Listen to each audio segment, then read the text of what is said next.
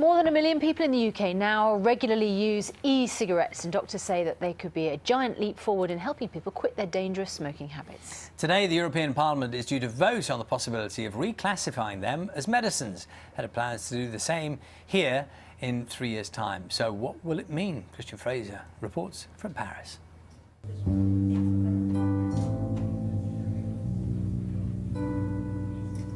The Paris Museum of Smokers is a tobacco emporium that traces the changing behaviours of the age-old habit.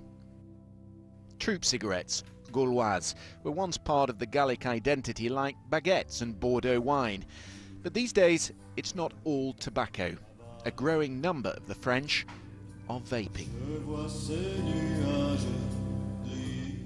E-cigarettes are not without risk. Nicotine, after all, is a poison, and even in relatively small amounts it can be addictive.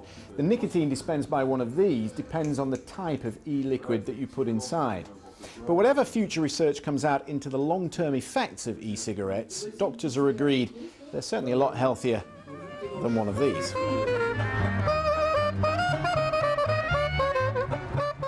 In France, over 1 million smokers, that's 8% of the market, have taken up e-cigarettes in just 3 years.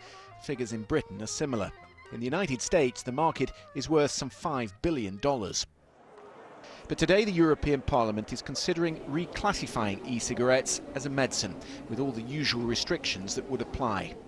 It's totally stupid. And yet, chest specialists think that would be a mistake.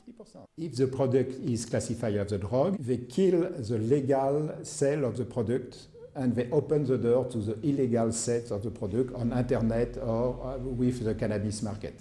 Do you just need to press on this button and it produces vapor? There are good arguments for restricting the sale of e-cigarettes to young people, though perhaps that's not the only motivation for those lobbying for tighter restrictions. The drug companies, for instance, who see dangerous competition to their nicotine patches, or the tobacco companies, who are moving into e-cigarettes but have much bigger interest in defending their old market. In the future, it will be bigger than the tobacco. In the beginning of this year, there were 500,000 e-smokers in France. 6 months later, we're 1 million smokers. If manufacturers are forced to seek licenses, the move towards safer nicotine consumption will be slowed. E-cigarettes is a blooming market.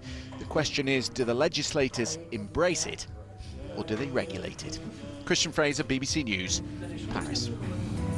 Quite a few thoughts coming in on the e-cigarettes. Well, Don says it's not just his health which benefits, but his pocket too. He's been using an e-cigarette for 2 weeks. It's saving him a fortune. He was spending £40 a week, and now it's less than £4. We are going to be discussing the pros and cons of regulation a little bit later on. Yes.